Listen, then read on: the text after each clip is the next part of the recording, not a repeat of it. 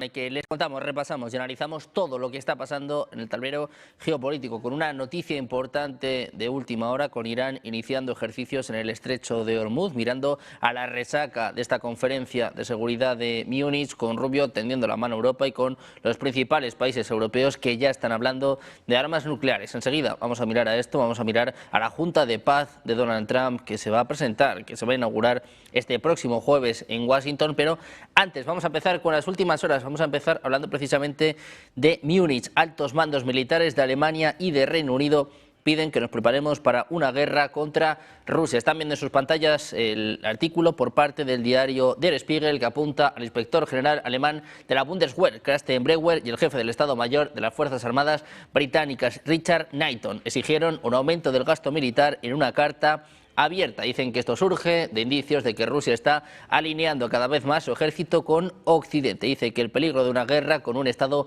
miembro de la OTAN está en aumento. Dice esta carta que la historia nos enseña que la disuasión fracasa cuando los adversarios perciben desunión y debilidad. Dice que si Rusia percibe a Europa de esta manera, podría actuar como incentivo militar para extender la agresión más allá de Ucrania. Este llamamiento de los líderes militares no se dirige únicamente a instituciones y soldados. Dice que la defensa es una tarea de todos y cada uno de nosotros. Al informar al público sobre esta situación, Breuer y Knighton buscan fomentar la comprensión de las decisiones que se están tomando, incluyendo el mayor aumento del gasto en defensa desde el fin de la Guerra Fría. El año pasado se decidió que en el futuro el 5% del PIB de cada Estado miembro de la OTAN iba a destinarse a defensa y seguridad. Breuer y Knighton también advertían que Europa debe ser capaz de producir defensa de forma sostenible en el futuro, al ritmo que exigen los conflictos modernos. La Unión Europea destina actualmente 150.000 millones de euros a este fin como parte de la iniciativa Medidas de Seguridad para Europa.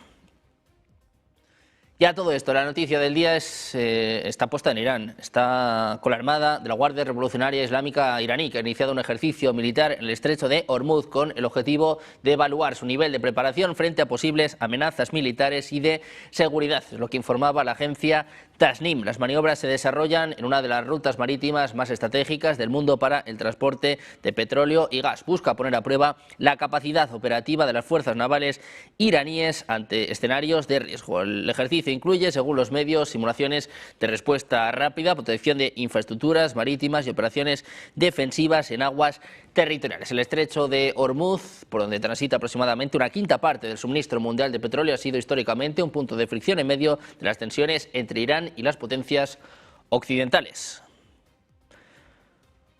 Muy pendientes de Hormuz y de estos mensajes por parte de Irán, vamos a mirar a Marco Rubio. El secretario de Estado de Estados Unidos afirma que su país no rechaza que los miembros europeos de la OTAN desarrollen su propia capacidad militar. Decía Rubio que no quieren vasallos en Europa.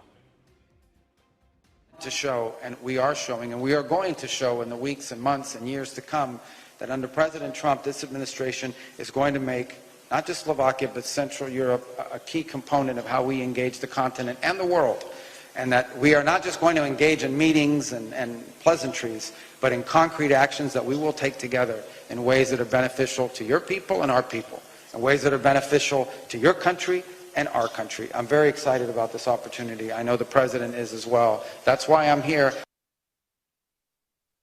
Estados Unidos, que dice que no quiere vasallos en Europa en un momento en el que los líderes europeos vuelven a hablar de armas nucleares. Merz y Macron han hablado en este sentido durante el fin de semana en Múnich y también ha recogido el guante Polonia. Dice que debe avanzar hacia el desarrollo de defensas nucleares, es lo que afirmaba el presidente de su país, Karol Nawrocki. Dice que es un gran partidario de la participación de Polonia en un proyecto nuclear. Decía, somos un país que se encuentra al borde de un conflicto armado y sabemos cuál es la actitud de Rusia hacia Polonia. Decía además que está presionado en el flanco oriental de la OTAN y que mira con más ansiedad la inminente amenaza de Rusia que, bueno, muchos de sus compañeros de la alianza. Pendientes de Polonia, de estas amenazas nucleares de Europa y con el foco puesto en Irán, también en las conversaciones que se van a suceder a partir de mañana en Ginebra. Nosotros vamos a ir ya con los expertos, con los analistas, y hoy contamos con Adrián Celaya, presidente de EK Group. ¿Qué tal? Adrián, muy buenas tardes. Hola, buenas tardes. Encantado de estar con vosotros y con mis dos compañeros. Pues precisamente contamos con Carlos Rucauf, analista de política internacional. ¿Qué tal, Carlos? Muy buenas tardes. ¿Qué tal, Sergio? Un abrazo a todos. Y por último, les presentamos a José Luis Orella, profesor de Historia Contemporánea en la Universidad CEU San Pablo. ¿Qué tal, José Luis? Muy buenas tardes. Muy bien, es un placer estar con vosotros y con el resto de mis compañeros. Bueno, pues encantados de teneros a los tres en una semana que va a estar marcada por estas conversaciones en Ginebra, esta Junta de la Paz que Trump va a presentar el próximo jueves, pero hoy muy pendientes de Oriente Medio, sobre todo de Irán, iniciando ejercicios en el estrecho de Hormuz, decía yo antes, ¿no?, que pasa una quinta parte del petróleo. Bueno, se habla de que es una amenaza para Occidente, pero también para China, ¿no?, que imagino que no le hará mucha gracia. José Luis, te quiero preguntar por esto, ¿cómo ves esta amenaza de Irán en medio de las conversaciones que mañana vuelven a celebrarse en Ginebra? Bueno, como muchas veces ya lo ha desarrollado, tiene esto ya toda una historia en este tema de movimientos y es una demostración de fuerza, ¿no? La situación geográfica es la que manda e Irán, que no es una potencia nuclear todavía, el club de potencias con armamento nuclear se puede decir, un sindicato muy exclusivo, un club muy exclusivo, e Irán quiere pertenecer allí porque ya de esa manera consolidaría su posición como potencia regional, pues únicamente puede hacerlo de esta forma, ¿no? Aprovechar su posición geográfica para decir, bueno, en un momento determinado, si lo que se está midiendo es la supervivencia del régimen o un ataque indiscriminado, pues bueno, nosotros podemos cortar durante un periodo temporal, bueno, pues el Golfo de Pérsico con toda la exportación petrolífera, con las consecuencias económicas que eso podría suponer y de inestabilidad fuerte, esencialmente en las economías más fuertes. Claramente, como bien acabas de comentar, China es la que menos quiere todo ello porque, bueno, pues necesitaría un sistema de contingencias para que ese petróleo pueda trasladarse a Pakistán y a partir de ahí, bueno, pues poder incorporarse a la República Popular China. Entonces, de momento, un país con esa hambre de recursos energéticos que es China no puede permitirse ese aspecto, pero ni ella ni tampoco esencialmente el mundo desarrollado, ¿no? Por eso si recurrimos a la historia ya desde la época de Kissinger, ¿no?, pues él mismo ya planteaba, bueno, que sea lo que sea, nunca van a permitir que el Golfo Pérsico pueda cerrarse ante ningún tipo de contingencia, tenga el régimen que tenga, precisamente porque la economía es la que sostiene los regímenes políticos de Occidente y esa economía necesita ese recurso de una manera regular y permanente para ir alimentando, bueno, pues todo lo que serían sus respectivas industrias. O sea que eso ya quedó bastante marcado.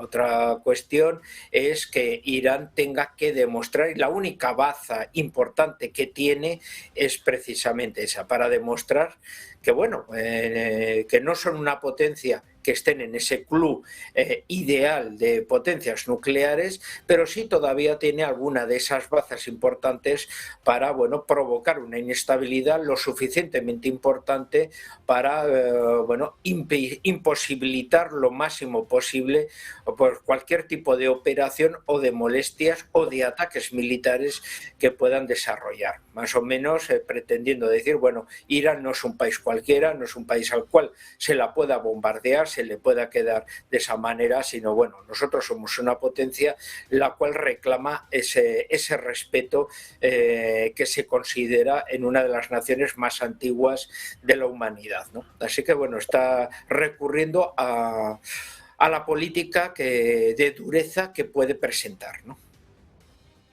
Bueno, pues Irán que intenta sacar músculo, como decimos, con una semana que va a estar marcada por estas conversaciones en Ginebra, con un Trump que también está amenazando, en concreto con el despliegue del US Gerald Ford, lo que viene a ser el segundo portaaviones que ya desplaza a Oriente Medio y además el portaaviones más grande del mundo. Carlos, mientras estamos esperando las conversaciones, mientras parece que hay cierto acercamiento, al menos en algunas cuestiones, vemos que tanto Irán como Estados Unidos están enseñando los dientes, o sea que parece que tampoco se fían mucho el uno del otro, ¿no? Yo creo que van a la guerra, desgraciadamente, que Irán y Estados Unidos están recorriendo la última etapa de una negociación que en realidad es una simulación, porque Estados Unidos pide lo que Irán no puede dar e Irán amaga hablar de lo que quiere. Es decir, Estados Unidos pide no solamente la cuestión nuclear, sino que también pide la cuestión misilística. Esto último Irán lo ha descartado. y va a hablar en materia nuclear, no aceptando la propuesta rusa de que el uranio enriquecido llegue desde Moscú en lugar de producirse en tierra iraní, de forma tal de garantizarle al mundo que no se llega a un arma nuclear. Claramente los movimientos de hoy indican que vamos a tener guerra en Ramadán, que vamos a tener, desgraciadamente, en otra época tan importante, en este caso para el mundo musulmán, lo que en su momento fue aquella famosa guerra de Yom Kippur, ¿no? Y claramente Israel va a estar en la batalla. La batalla claramente lo siente Irán como que comienza en Hormuz, por eso los movimientos y la preparación de hoy. Y también está muy claro que cuando manda este segundo portaaviones Donald Trump, lo hace para un conflicto, no hace solo para amagar. Yo esto ya lo he discutido en su momento con todo el mundo en el caso del Caribe. Cuando se mueve lo que se movió en el Caribe no es para agarrar lanchones, es para tomar el poder. Lo que se está moviendo en el Golfo Pérsico no es para llevarlo a la mesa de la negociación. La mesa de negociación está terminando y empieza el conflicto. Ahora, claramente Irán no es Venezuela y acá aparece un jugador importante, muy perjudicado, que es la República Popular China. Hay caminos para que si Occidente, por llamarlo de alguna forma, toma el control de Hormuz, es decir, destruye y ocupa las bases de la Guardia Revolucionaria iraní, en esa parte, nada menos que en esa parte.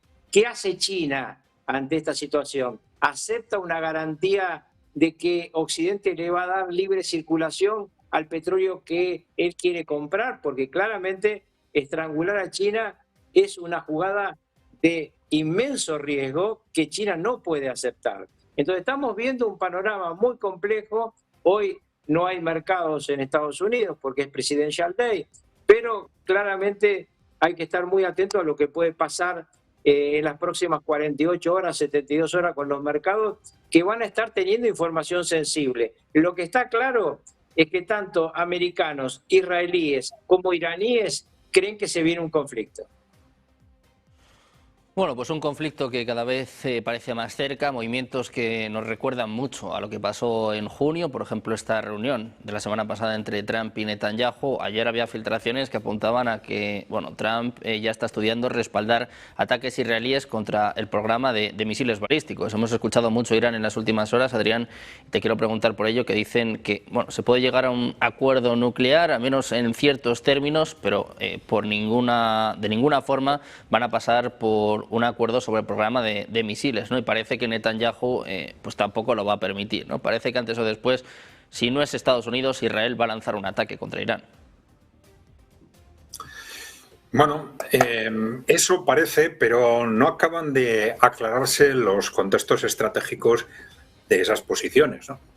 Porque Israel debería haber aprendido, después de la guerra de los 12 días, el enorme riesgo que asume entrando en otro conflicto directo con Irán.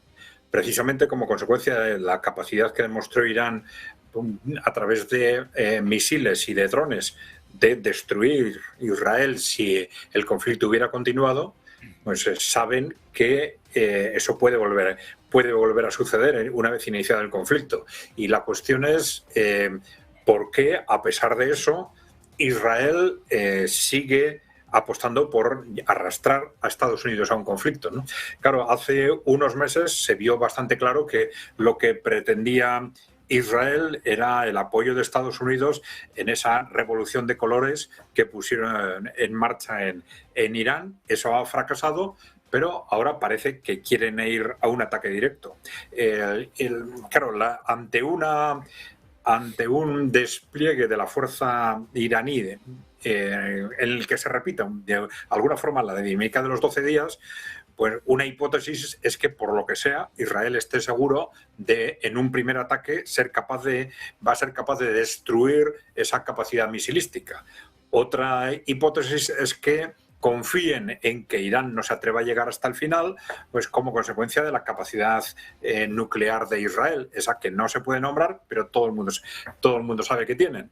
Y una tercera hipótesis es que lo que estén buscando es arrastrar a Estados Unidos a una guerra a una guerra abierta en Oriente Medio. Claro, es más clara en este sentido la posición de Estados Unidos, sobre el cual se sabe que hay un peso importante de esta posición de Israel, que le lleva de alguna forma a aparentar en principio, pues digamos, agresividad con respecto a Irán, que aparentemente le va a volver a arrastrar a algún tipo de conflicto, pero sabiendo que ni Estados Unidos ni la presidencia de Estados Unidos quieren un conflicto abierto y directo con Irán. Todo apuntaría a que quieren un conflicto limitado del cual puedan salir sin un desgaste importante y con una imagen de victoria, que esto es algo clave para el gobierno de Estados Unidos para defender su posición frente al lobby israelí y frente al lobby, al establishment norteamericano en general, ¿no?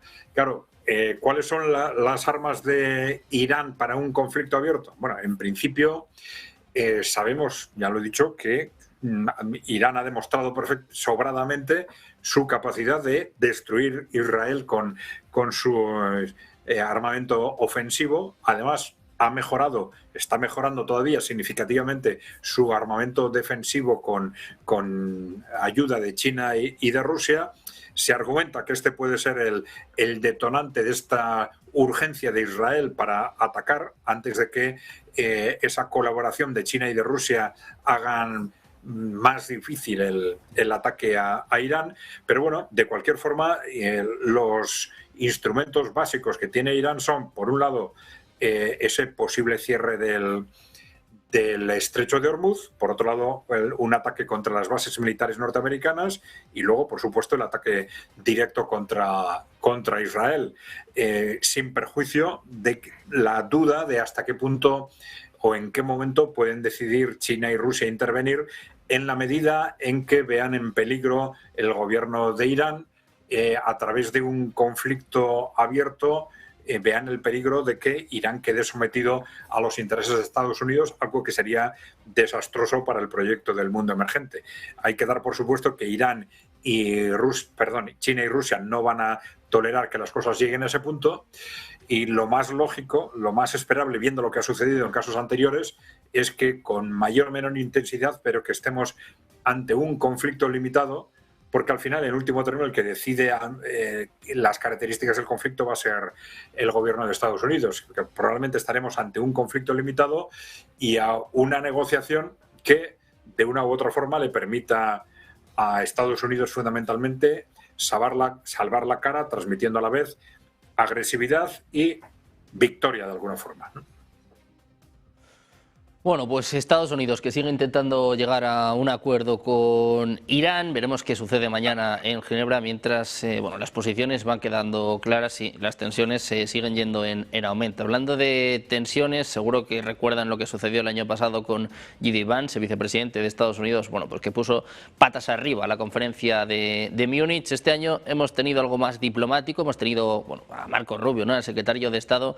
Os quiero preguntar por esto, José Luis, si te parece, empezamos contigo de nuevo. ¿Qué te pareció el discurso de Marco Rubio, las declaraciones luego de Ursula von der Leyen, que venía a decir, pues que le ha tranquilizado, ¿no? Y también, ¿cuánto tienen de cierto? Porque Rubio es muy diplomático, pero quiero decir, las cosas siguen igual, no ha cambiado nada del año pasado a este, y si ha cambiado es para peor, ¿no? Un ejemplo, por ejemplo, es lo que sucedió en Davos, ¿no? Que mientras el poli malo es J.D. Vance o es Donald Trump, Marco Rubio suaviza, pero la situación es la misma. Quiero decir, Europa tiene que ponerse las pilas, da igual que hable Rubio que hable Vance.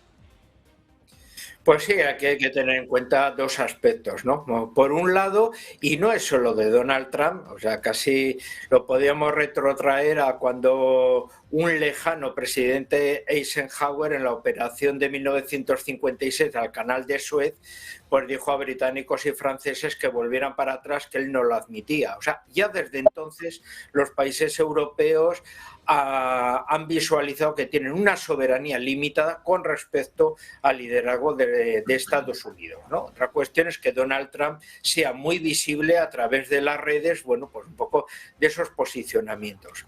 Ahora sí que es cierto que hay como una cierta rebelión de ciertos presidentes del gobierno europeos, no porque porque no quieran estar o no reconozcan ese vasallaje de Estados Unidos, sino porque son los jefes vasallos de la época de Biden y entonces no aceptan a Trump por afinidad ideológica, pero no porque no estén bajo ese poder de vasallaje, porque bueno, Miren Merz, que es actual canciller de la República Federal Alemana, bueno, pues ¿qué era antes? ¿No? Pues un directivo de fondos de inversión estadounidenses, ¿no? O sea que el problema no es tanto un poco de esa subordinación que a los ciudadanos europeos nos puede pues avergonzar por esa ausencia de soberanía, de independencia que tienen los países europeos, sino que por el contrario, bueno, pues Trump mantiene por un lado ese planteamiento de relaciones estrechas y de subordinación a los intereses económicos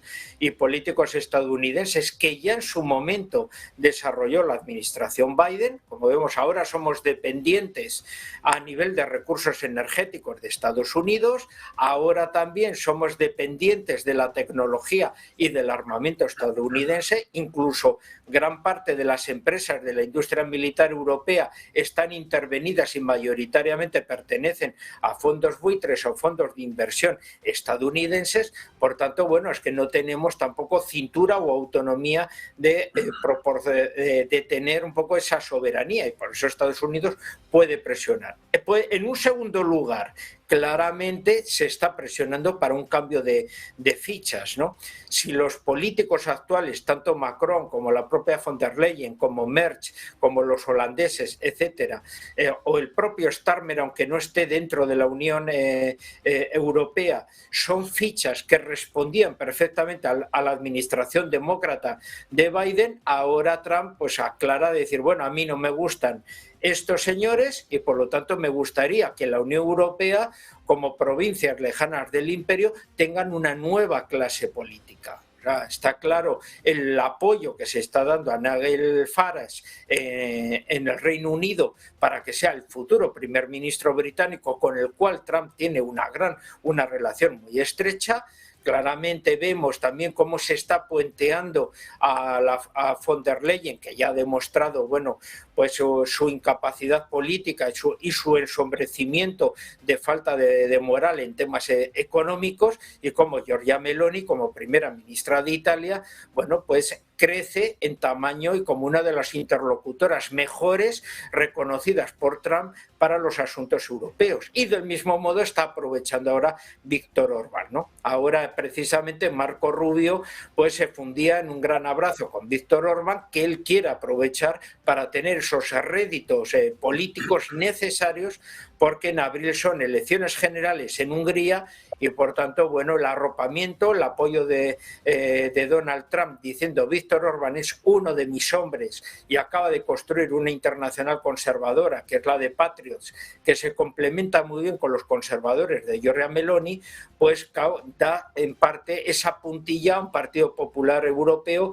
que se ha ido abriendo a la cultura woke y a los intereses claramente definitorios un poco de lo que fue la administración Biden ahí. O sea que Donald Trump lo que está haciendo es un cambio de ficha si quiere nuevos rostros representativos de Europa para poder de esa manera ser más amable y que podamos ver por fin una sonrisa hacia esa Europa lejana, ese arco dependiente de su imperio, pero ya con unos rostros que pueda decir, estos son mis aliados.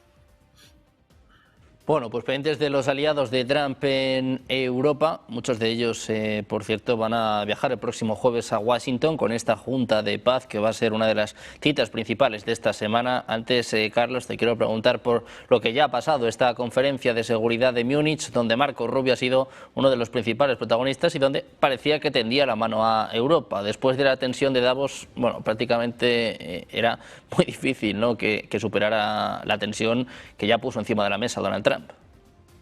Yo creo que el discurso de Marco Rubio en Múnich fue brillante, que realmente es un discurso oficial, porque yo he escuchado inmediatamente que había policía bueno, policía malo en varios análisis.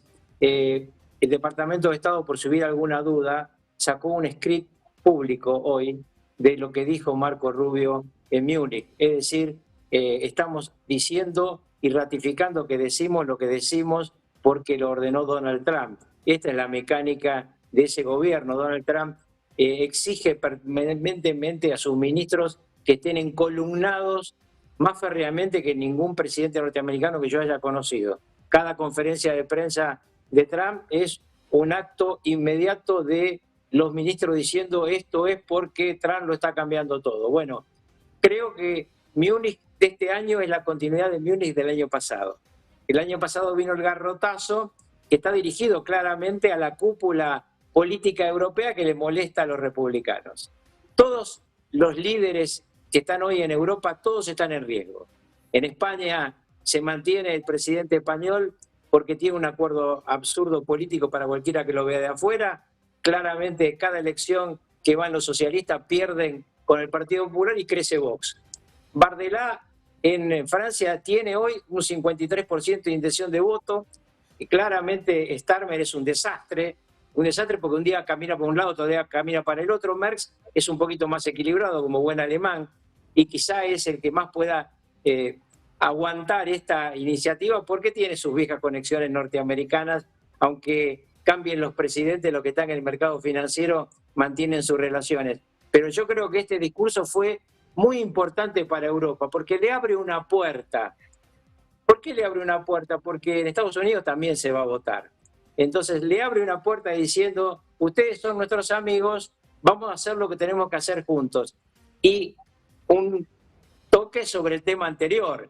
Recién hablamos de una posible guerra entre Estados Unidos y Israel frente a Irán.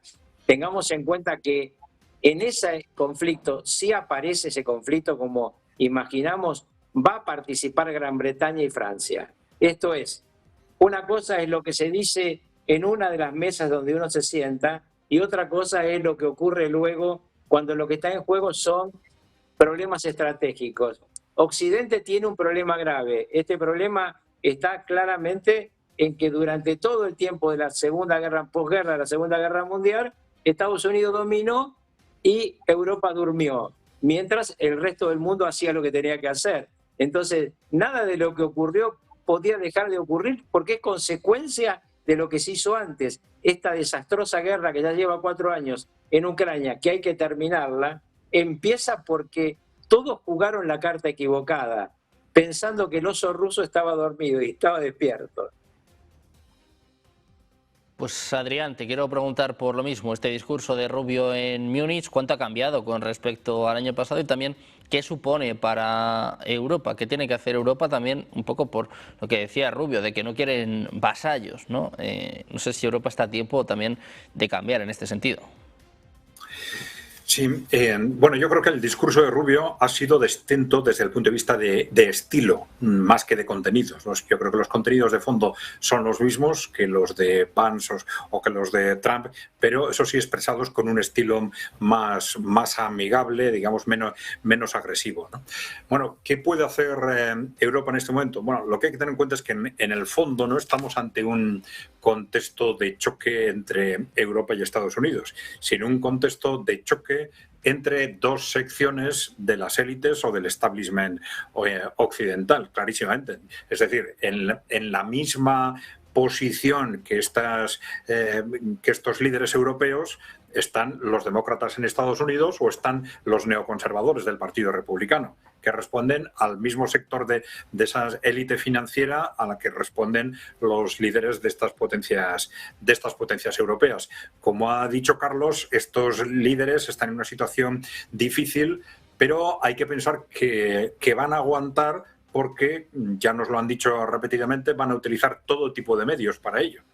Incluso ya nos dijeron que, nos dijo el comisario europeo Thierry Breton, que ellos habían echado abajo las elecciones en Rumanía cuando ganó un candidato que no les gustaba y que si era necesario harían lo mismo en Alemania. Es decir, van a utilizar absolutamente todos los medios. Ahora nos están hablando de cerrar el acceso a Twitter o de atacar TikTok, es decir, las redes sociales que no controlan, no van a parar en medios para mantener el poder, ¿no? Es decir, ese choque político entre esos dos sectores, bueno, va a marcar probablemente el futuro político de Europa en los próximos años.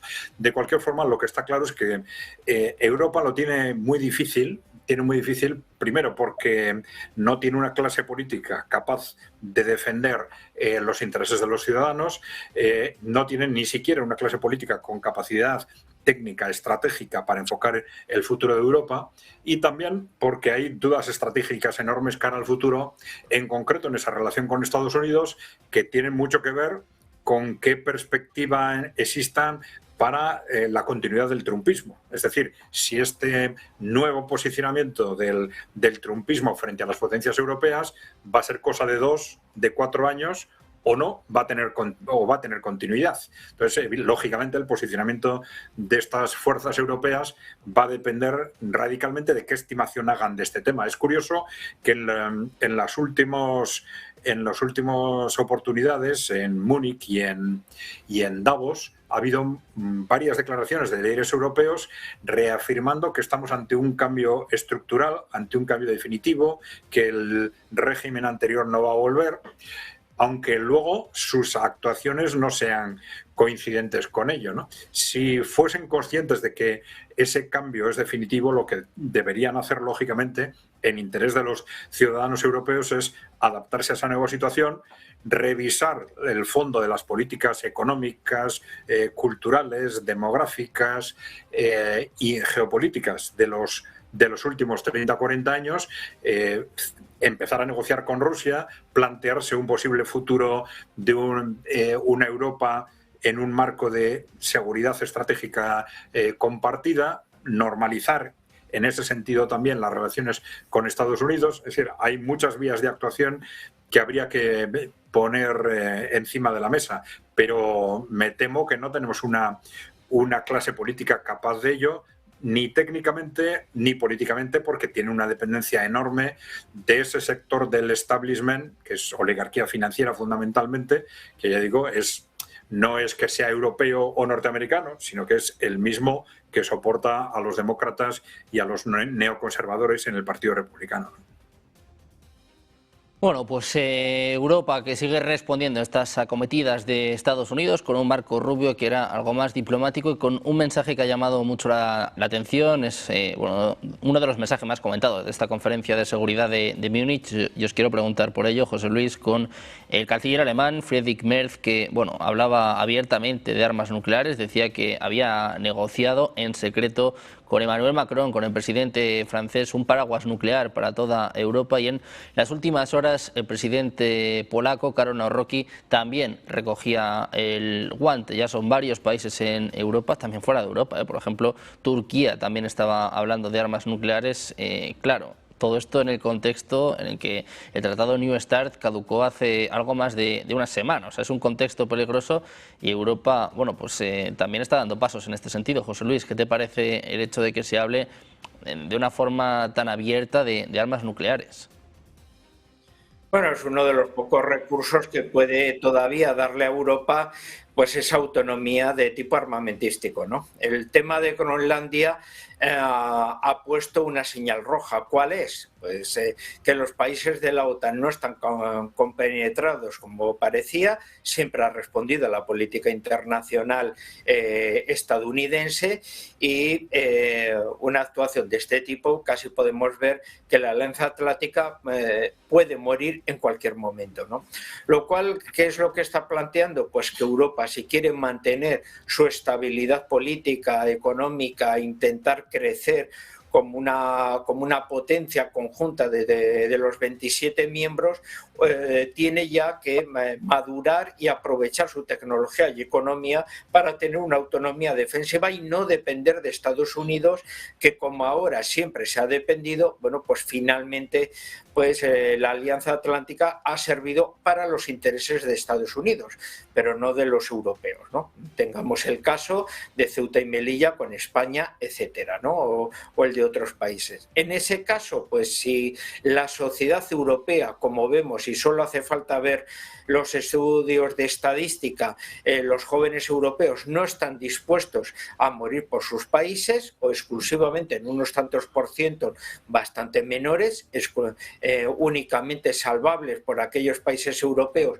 fronterizos con un intenso nacionalismo y que, como vemos, países bálticos, que son irrelevantes demográficamente, o Polonia, que sí es uno de los países importantes, han estimulado un poco ese nacionalismo, están dispuestos a defender sus posiciones por viejas rivalidades y también aprovechar los huecos. Hay que tener en cuenta que dentro de lo que es la Unión Europea, el único país con capacidad nuclear que se ha mantenido ha sido Francia. Gran Bretaña está fuera de la Unión Europea. Por tanto, Polonia y la República Federal Alemana son de los países más grandes y que, bueno, pues estarían dispuestos a entrar en ese club. La República Federal Alemana tiene tecnología, es uno de los pivotes más importantes militares, aunque necesitaría crecer porque se ha degradado muchísimo la institución castrense alemana desde dentro, y luego dentro de los países que más están obedeciendo la propuesta de Trump, que están invirtiendo, están comprando armamento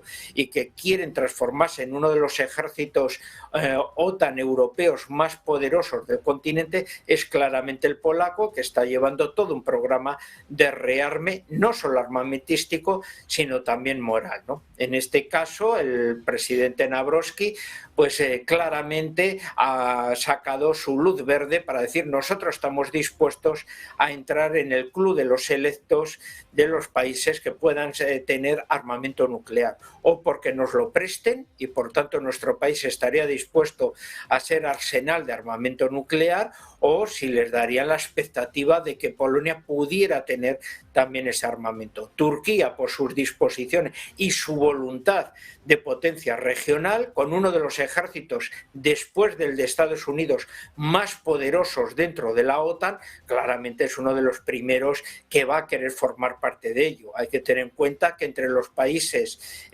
musulmanes suníes, la única potencia nuclear actual es Pakistán, y Pakistán con Turquía y Arabia Saudí acaban de formar una alianza militar entre los tres países, en las cuales los tres están ya configurando una especie de alianza militar suní, en la cual cada uno aportaría lo principal que un poco que pueden tener. Uno tecnología y economía, el otro poderío nuclear y el otro sus amplias y grandes fuerzas aéreas y también, bueno, su tecnología militar, como ha demostrado Turquía un poco con sus drones, ¿no? Así que en ese aspecto, como vemos, bueno, pues faltaría España, que únicamente tuvo voluntad en los años 70 y, bueno, pues un primer ministro que voló en pedazos cuando tuvo aquel interés de que España formase parte de ese club nuclear, ¿no? Así que, como vemos, los países europeos han tenido desde el pasado interés en formar parte, solo Gran Bretaña y Francia pudieron,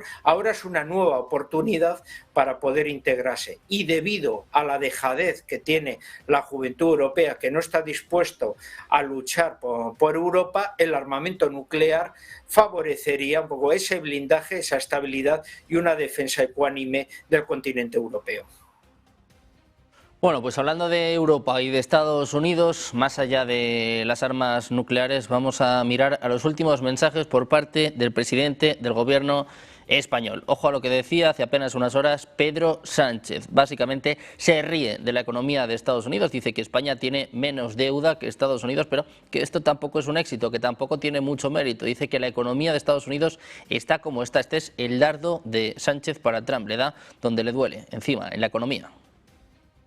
Y solvente, como acreditan todas las agencias de calificación, tenemos menos deuda que Estados Unidos.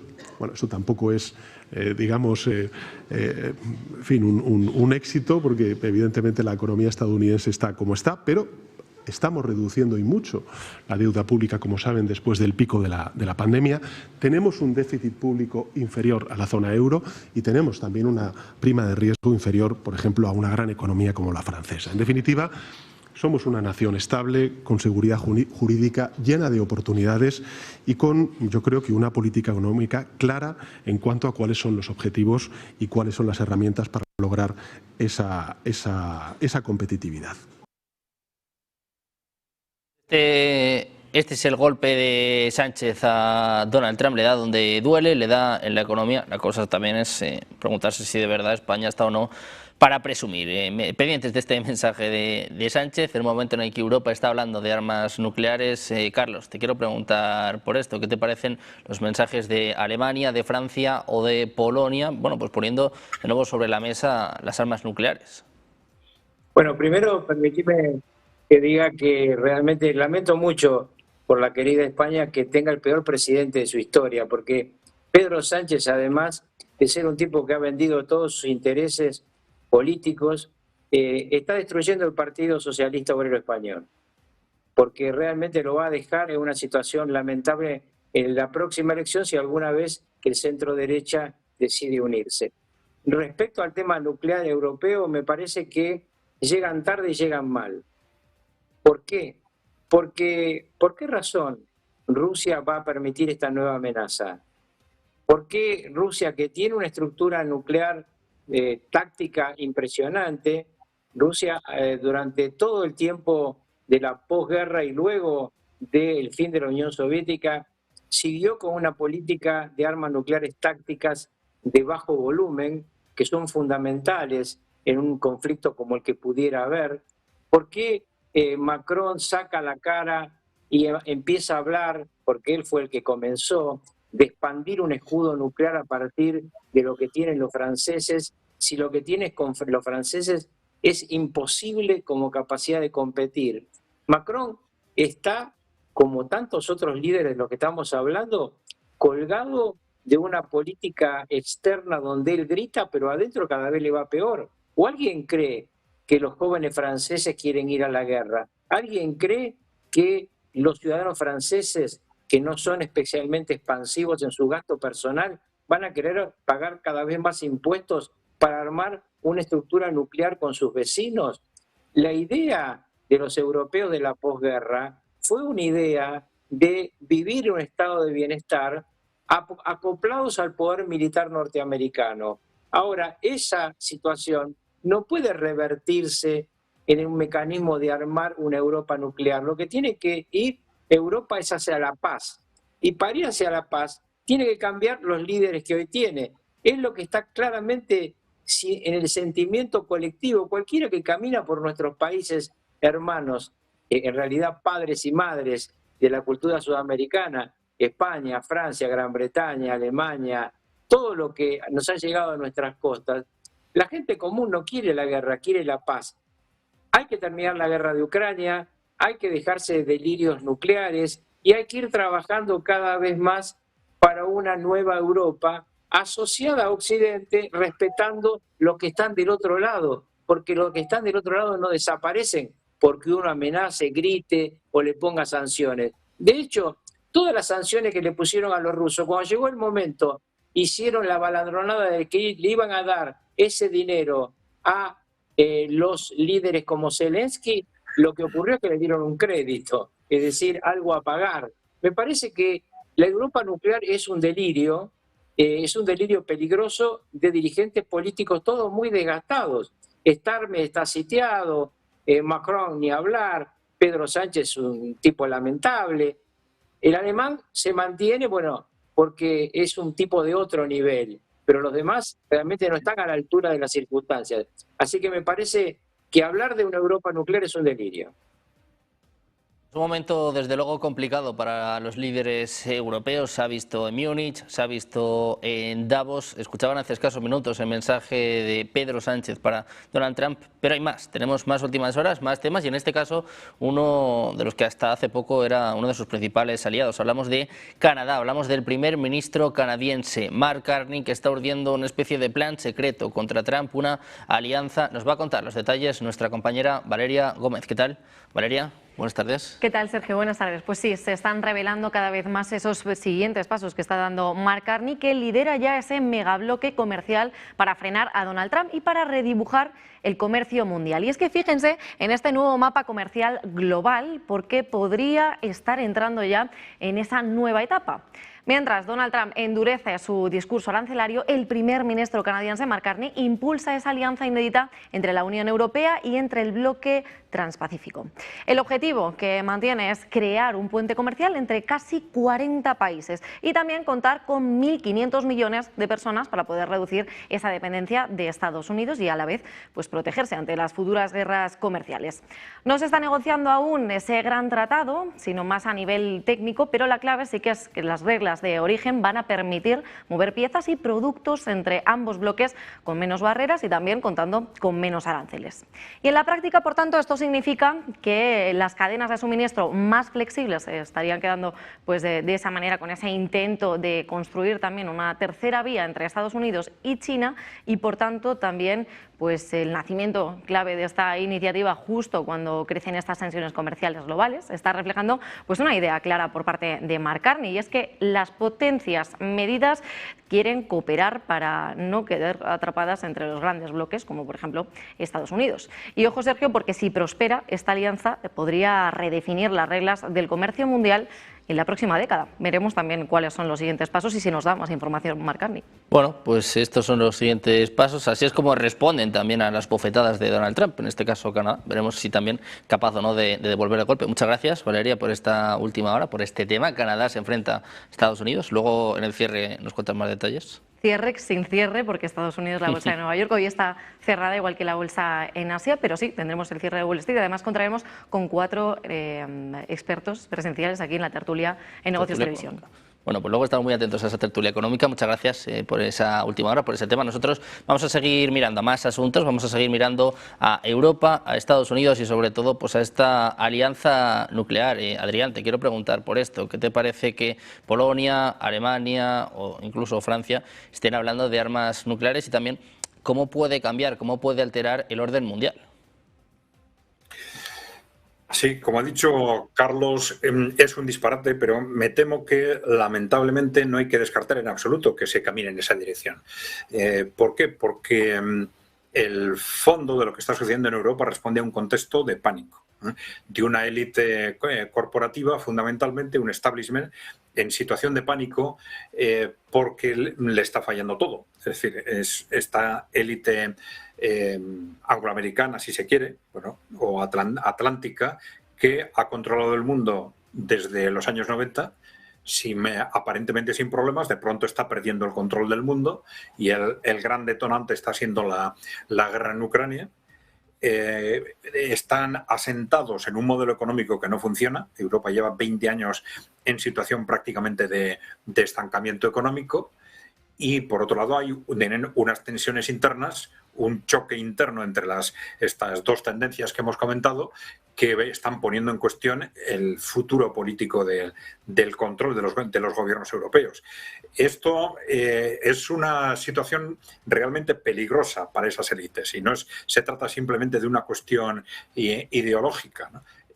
Nosotros siempre ponemos como referencia cómo están muy probablemente asustados porque están poniendo como referencia lo que ocurrió con una élite similar, una élite adjunta a ellos en Rusia, ¿no? Es decir, en el momento en que el grupo de Putin llega al poder en el año 2000, lo que hizo es echar del poder a estos, los que se llamaban los oligarcas, pero claro, echar del poder supuso expropiaciones en algunos casos. Hubo oligarcas que fueron a la cárcel, otros al exilio. Uno de los más importantes, en unas declaraciones en televisión, expuso claramente que ellos estaban trabajando coordinados por los Rothschild, que son precisamente uno de los grandes referentes del establishment europeo occidental. Es decir, que estos oligarcas que en realidad controlan la clase política europea se están sintiendo en una situación límite, en una situación de pánico frente al riesgo de que su modelo de referencia económico y político caiga. Y están viendo su propio futuro personal en cuestión como consecuencia de ello. Por eso, para ellos, la victoria rusa en Ucrania, que lo ven como un punto de inflexión en esa dirección, la victoria rusa en Ucrania es inaceptable. Es decir, están dispuestos a cualquier cosa para evitar esa victoria, y ya hemos visto cómo desde que el momento en que se ve que Rusia tiene ganada la guerra de desgaste en el año 2023, apuestan por una escalada, si es necesario, a una guerra europea o a una guerra mundial, si es necesario, ¿no? Es un contexto al que querían arrastrar a Estados Unidos, pero que se vuelve mucho más difícil a partir de la victoria de Donald Trump hace un año. Y a partir de ese momento pues empiezan a pensar en otro tipo de estrategias que les permitan o bien conseguir arrastrar a Estados Unidos al conflicto una vez que se supere esa etapa del trumpismo, o bien todo tipo de medidas para, mientras tanto, controlar el poder político. Hemos hablado antes de lo que hicieron en Rumanía, de cómo un comisario europeo amenazaba con hacer lo mismo en Alemania, cómo se han ido produciendo en varios países europeos restricciones continuadas de derechos civiles, con cientos o miles de detenidos en países como el Reino Unido por comentarios en redes sociales, estas amenazas continuas contra las redes sociales que no controlan, amenazas contra las propias redes sociales para que censuren en la línea que ellos entienden necesario. Y por eso no hay que descartar absolutamente nada de un establishment que está en una situación de verdadero pánico. Antes de dejar el poder, van a hacer todo lo que esté en sus manos. Si piensan que la única salida es apostar por una especie de paraguas nuclear, con todos los riesgos que esto puede significar desde el punto de vista humano y geopolítico, pues no hay ninguna duda de que van a intentarlo. Bueno, pues todo esto en un contexto en el que la próxima semana se va a cumplir precisamente el 4º aniversario de esta guerra en Ucrania. Se esperan también conversaciones de paz en este sentido en Ginebra. José Luis, te quiero preguntar también por esto. ¿Qué esperas de cara a estas negociaciones y en un momento en el que Zelensky sigue insistiendo en que no se van a ceder territorios? Bueno, Zelensky es un personaje en ese aspecto absolutamente ya secundario, aunque intente mejorar un poco su imagen con la convocatoria de elecciones en plena guerra y después de las circunstancias, bueno, pues que han sucedido, ¿no? O sea, aquí todo depende, el bando ucraniano únicamente depende del apoyo militar que le puedan ir dando por los países europeos, que como bien se ha dicho antes, bueno, pues tampoco tienen un soporte económico que puedan proporcionar más, porque ya es a costa esencialmente de las estructuras sociales y por tanto también los gobiernos que están posicionándose a favor un poco de esta solidaridad activa con el gobierno ucraniano, pues bueno, pues están bajo réditos y a punto casi de ser cancelados y sustituidos por otros gobiernos de otra línea política, porque las encuestas les dan un hundimiento masivo. Estados Unidos, que como vemos, bueno, va ralentizando un poco esos procesos de ayuda, porque en definitiva los objetivos del conflicto, en el cual, bueno, pues tendríamos que estudiar ahí, bueno, pues la responsabilidad y los beneficios que sacó, ya los tiene. Y por parte, bueno, pues de Rusia, pues como bien ha dicho Adrián, bueno, pues la guerra la tiene más o menos ya ganada y encauzada, ¿no? Así que únicamente lo que se le niega un poco en la mesa de negociaciones lo va obteniendo en la mesa militar. El invierno, que parecía que era el periodo que más podía marcar un status quo, pues están aprovechándolo para presionar, y todo el mundo está viendo esa peligrosidad de que en primavera, cuando mejoren las condiciones, bueno, el avance de las Fuerzas Armadas rusas pueda ser mayor debido al control aéreo que disponen. La aviación rusa está proporcionando, bueno, pues una gran cobertura a sus vanguardias. La producción de drones es muy superior a la que pueden tener los ucranianos y por tanto esa superioridad aérea es la que está infringiendo que gran parte de la estructura energética ucraniana pues haya volado por los aires y la sociedad ucraniana esté en las circunstancias en las cuales está, ¿no?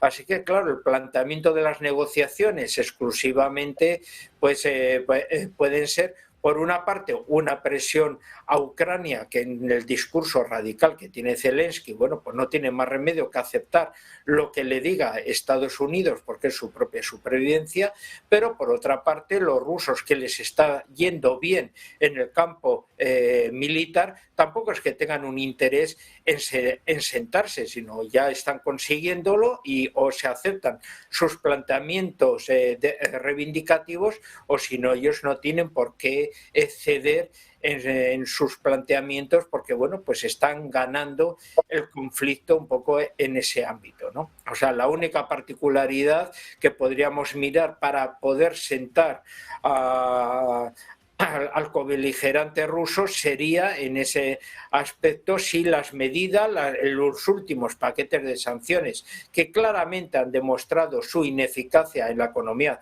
de guerra rusa, si el papel de la India, si decide no comprar los recursos energéticos rusos, seguir siendo intermediario de ello, y las últimas sanciones esencialmente contra empresas que están sirviendo de intermediarias a nivel tecnológico y a nivel también de esas ventas energéticas, puedan ahora pues estar haciendo sufrir un poco ese proceso esencialmente de construcción, de mantenimiento de armamento ruso que se está configurando con abastecimientos de tipo civil que pueden ser usados en la industria militar y que bueno, pues todavía están consiguiendo a través de intermediarios pues obtenerlos dentro de lo que es el mercado libre europeo, ¿no? Entonces, si esas sanciones no tienen, podemos decir, esos objetivos, pues claramente Rusia no tiene ningún interés y la guerra proseguirá. Sí que Trump tiene interés en la paz porque tiene las elecciones internas en noviembre y le interesa ir cerrando todos los teatros de operaciones, poniéndose él como el gran negociador que ha conseguido la paz en el nuevo orden internacional. Bueno, pues pendientes esta semana de la Junta de la Paz, de las conversaciones en Ginebra y también de estos últimos giros por parte de Irán. Muchísimas gracias a los tres por estar con nosotros, José Luis, Adrián, Carlos. Muchas gracias a los tres por estar por aquí. Un placer. Un placer, un abrazo. Muy buen día. Nosotros vamos a hacer una pequeña pausa. Enseguida miramos al cierre de los mercados europeos. Seguimos repasando lo más destacado de esta conferencia de seguridad de Múnich y esperamos también en los próximos minutos declaraciones por parte de Donald Trump. Hacemos una pausa, 2 minutos y enseguida más información, más últimas horas, más expertos en negocios televisión.